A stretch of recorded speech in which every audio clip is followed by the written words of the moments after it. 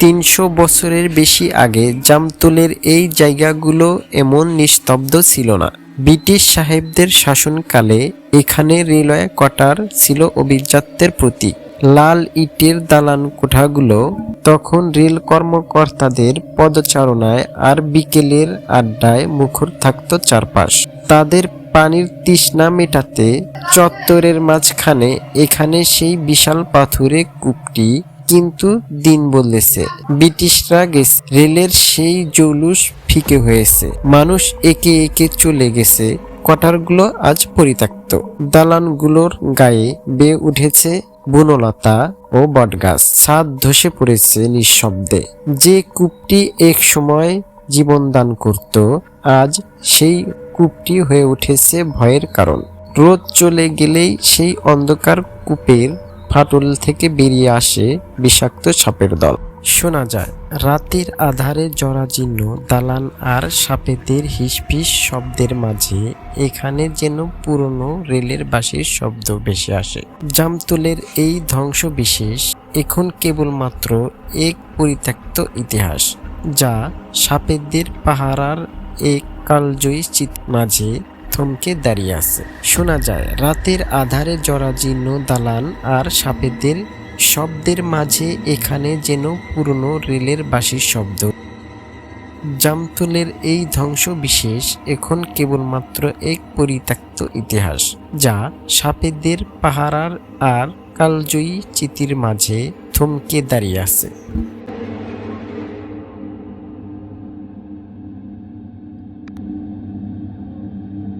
আমি জামতল চলে আসছি।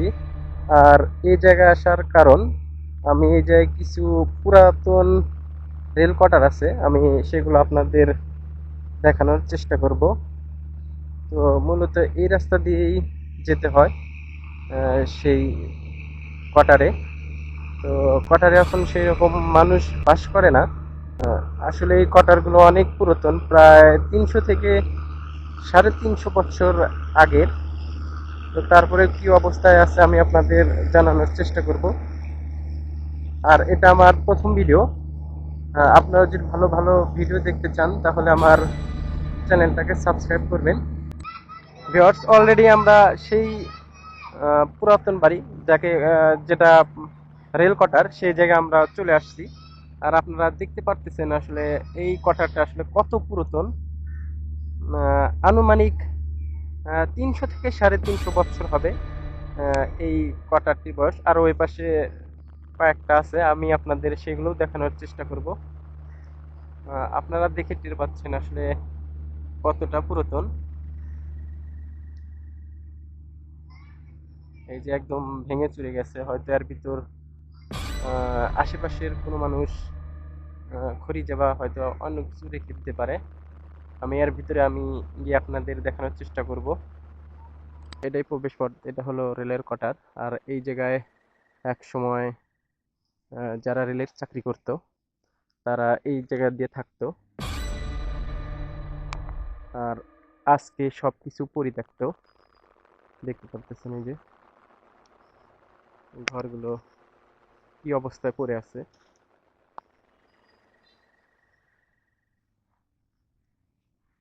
এই ঘরে অনেক দিন হলো হয়তো মানুষ বসবাস করে না। এই যে গাছ জ্বালিয়ে গেছে। এই যে আরেকটা ছোট রুম দেখতে পারতেছি। এই যে আপনারা হয়তো দেখে টের পাচ্ছেন কত পুরাতন এটা।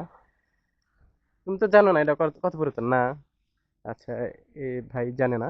যে আপনারা হয়তো আনুমানিক বুঝতে পারবেন যে এটা আসলে কত পুরাতন। এই যে ভূতের পরিবেশ যাকে বলে, এই যে গাছগাছালি মানে জ্বালিয়ে গেছে। এই যে এই পাশে টয়লেট ছিল, সব একদম ভেঙে চুরে গেছে, দেখতে পারতেছেন।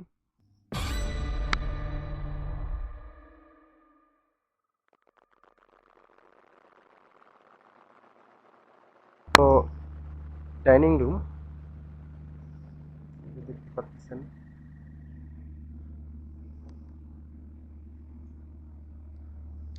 জঙ্গল একদম ভরে গেছে, গাছগাছালি উঠে গেছে একদম। এই কোয়ার্টারের ঠিক সামনের সাইডে একটা আমরা এই যে কূপ দেখতে পারতেছি, যে এই কূপ থেকে আসলে একসময় অনেক মানুষ পানি তুলতো। এই যে আজ আজ পরিত্যক্ত ভাবে পড়ে আছে, এই যে আপনারা দেখতে পারতেছেন এটা কূপ।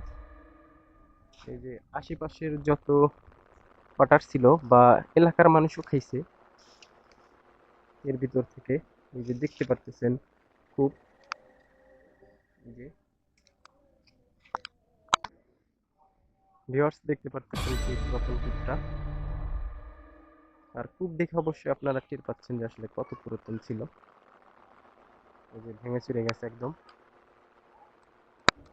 এই পাশে একটা আমরা দেখছি,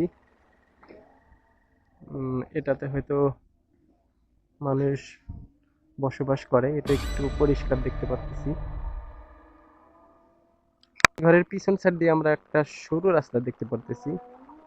তো আমি সেই জায়গা থেকে আমি আপনাদের ভিডিও করে দেখাচ্ছি, যে দেখতে পারতেছেন এবার মোটা হয়ে যায় কালা আর সাদা। বড় সাপ বার হয়েছিল হ্যাঁ, এই যে এবার মোটা। এরকম মোটা। তুমি দেখছিলা হুম। কোন কোন পাশ থেকে বার হয়েছিল? আমার ওই বড় ভাইয়ের চিন্তা নাই, ওখানে একটা গর্ত আছে, ওই গর্ত থেকে আসছিল। ওই গর্তের ভিতর থেকে বার হয়েছিল। তারপরে ওখানে আবার চামড়া আসছিল। চামড়া ছিল না? এর ভিতর থেকে অনেক বড় সাপ বের হয়েছিল। তো সেই বাচ্চাটা দেখছিল অবশ্যই।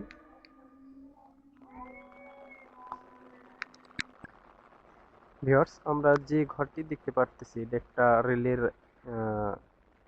অফিস ছিল। মূলত এটা সব কর্মচারীরা এই জায়গায় এসে থাকতো। আর এই ঘরটি মূলত দেখতে পারতেছেন আপনারা, এই যে বটগাছ আছে।